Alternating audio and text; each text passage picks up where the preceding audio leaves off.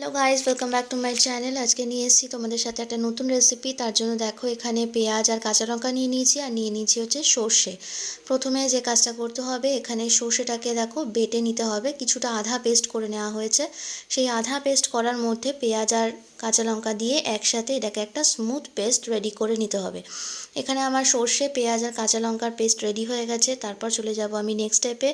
এখানে দেখো এটা শিম নিয়ে নিয়েছি। এখন শীতকাল পড়েই গেছে, আর শীতের সবজি তো শিম থাকবেই তার মধ্যে।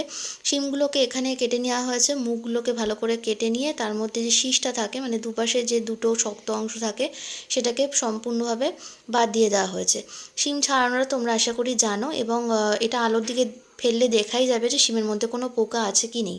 সেরকমভাবে দেখে সমস্ত শিমগুলোকে কেটে ধুয়ে বেছে রাখা আছে।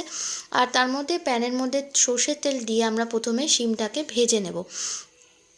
ভাজার জন্য এখানে দেখো সামান্য পরিমাণে নুন দিতে হবে। এখানে টোটাল আমি 1 চামচ মতোই নুন দিয়েছি। 1 চামচ নুন দিয়ে শিমটাকে একটুখানি ভেজে নিতে হবে। আর যখনই শিম ভাজতে হবে, গ্যাসের ফ্লেমটা লো টু মিডিয়ামে রাখতে হবে, তা নাহলে কিন্তু শিম খুব তাড়াতাড়ি পুড়ে যেতে পারে। আর তেলটাও কিন্তু মোটামুটি 3 থেকে 4 চামচ মতো তেল দিলে তাহলে শিমটা ভালোভাবে ভাজা হয়ে যাবে। দেখো এখানে আমার শিম ভাজাটা হয়ে গেছে। এবার এই শিম ভাজাটাকে আমি আলাদা করে তুলে রেখে দেবো। এবং ভাজার পরে দেখো কিছুটা পরিমাণে তেল বেঁচেছিল, সেই তেলের মধ্যেই আমি এখানে আর একটা গোটা পেঁয়াজ এরকম কুচিয়ে রাখা ছিল, সেটাকে ফোড়ন দিয়ে দিয়েছি। এই রান্নাটা কিন্তু একবার তেল দিলেই হয়ে যায়। খুব অল্প পরিমাণে তেলে কিন্তু রান্নাটা হয়, আর খুব টেস্টি হয়। তারপরে পেঁয়াজটাকে এখানে একটুখানি গোল্ডেন ব্রাউন করে ভেজে নিতে হবে। পেঁয়াজটা যখন ভাজা হয়ে যাবে, তারপর এখানে একটা গোটা টমেটো, সেটাকে পেস্ট করে রাখা ছিল।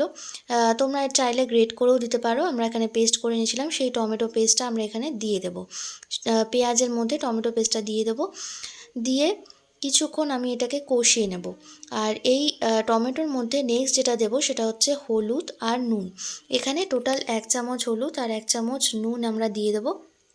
এখানে বেশি হলুদ লাগবে না, কারণ আমরা আজকে যে রান্নাটা করছি সেটা হচ্ছে সর্ষে দিয়ে শিমের বটি। তো সেই কারণে যেহেতু সর্ষে আছে, তাই আমাদের হলুদের পরিমাণটা কিন্তু একদম অল্প লাগবে।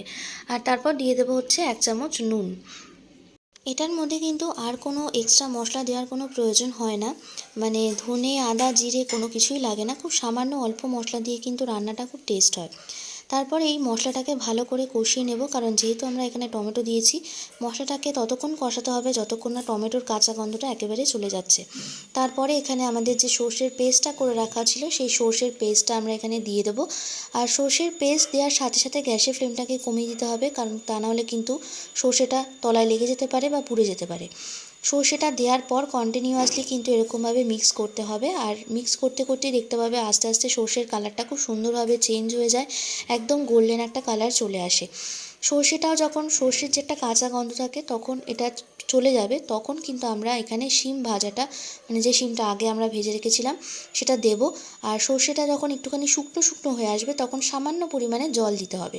খুব বেশি জল দেওয়ার দরকার নেই, যাতে সর্ষেটা একটু মাখো মাখো ভাব থাকে। ঠিক সেরকমভাবে অল্প পরিমাণে জল এখানে দিয়ে দিতে হবে। তারপরে আমরা এখানে ভেজে রাখা শিমটা দিয়ে দেবো।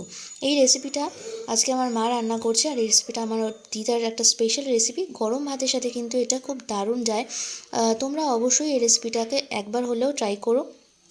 তারপর দেখো আমরা এখানে শিম ভেজে রাখা যেটা ছিল সেটা দিয়ে দিয়েছি, এবং তারপরে এটাকে হালকা করে মিক্স করে নিলে কিন্তু আমাদের রেসিপিটা একদম কমপ্লিট হয়ে যাবে। এটা হচ্ছে সর্ষে শিম বটি আমাদের একদম তৈরি হয়ে গেছে, দেখো। সো গাইস, আশা করি রেসিপিটা তোমাদের ভালো লেগেছে। রেসিপিটা ভালো লাগলে একটা লাইক করে দিও। চ্যানেলটাকে সাবস্ক্রাইব করে চ্যানেলের সাথে থাকো। তোমাদের সাথে আবার দেখা হবে পরবর্তী অন্য কোনো ভিডিওতে। ততক্ষণের জন্য তোমরা সবাই সুস্থ থাকো, ভালো থাকো, সাবধানে থাকো, আর অবশ্যই আমার চ্যানেলটাকে সাবস্ক্রাইব করে চ্যানেলের সাথে থেকো। শেষ করছি এখানেই, দেখা হচ্ছে খুব তাড়াতাড়ি। টাটা।